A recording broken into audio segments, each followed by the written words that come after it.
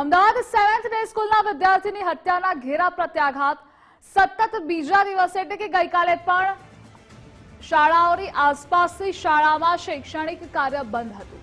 તણાવભરી પરિસ્થિતિમાં સંચાલકો કોઈ જોખમ લેવા નહોતા માંગતા। 7th ડે સ્કૂલની આસપાસ કેટલીક શાળાઓ બંધ રખાઈ હતી। 7th ડે સ્કૂલની ઘટના બાદ સંચાલક અને વાલીઓમાં ભયનો માહોલ છે। અમદાવાદ શહેરના ખોખરા વિસ્તારમાં 7th ડે સ્કૂલમાં વિદ્યાર્થીની હત્યાની ઘટના પછી તેના ઘેરા પ્રત્યાઘાતો જોવા મળી રહ્યા છે। સતત બીજા દિવસે પણ આ વિસ્તારની શાળાઓમાં બંધ પાડવામાં આવ્યું છે, એટલે કે જે વિદ્યાર્થીઓ શાળામાં પહોંચી રહ્યા છે એમને પરત મોકલવામાં આવી રહ્યા છે। હું હાલ ઉત્તમનગર છું અને અહીંયાથી 7th ડે સ્કૂલ ખૂબ નજીક છે।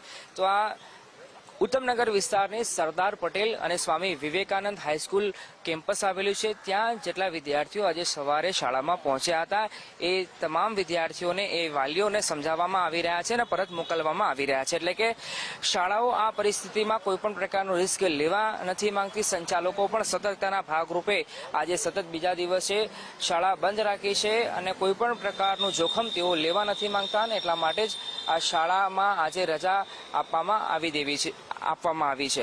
એટલે કે ખોખરા અને મણિનગર વિસ્તારની લગભગ મોટાભાગની શાળાઓમાં બીજા દિવસે પણ આ જ પરિસ્થિતિ યથાવત છે। ગઈકાલે પણ શાળાઓમાં શૈક્ષણિક કાર્ય બંધ રાખવામાં આવ્યું હતું અને આજે સતત બીજા દિવસે પણ આ વિસ્તારની મોટાભાગની શાળાઓ કે જે 7th ડે સ્કૂલની નજીક છે, એટલે કે લગભગ 1.5 થી 2 કિલોમીટરની એરીફેરીમાં આવેલ જેટલી શાળા છે એ શાળાઓમાં આજે શૈક્ષણિક કાર્ય બંધ જોવા મળી રહ્યું છે। એટલે કે ડર અને ખોફનો માહોલ આ વિસ્તારની શાળાના સંચાલકોમાં જોવા મળી રહ્યો છે।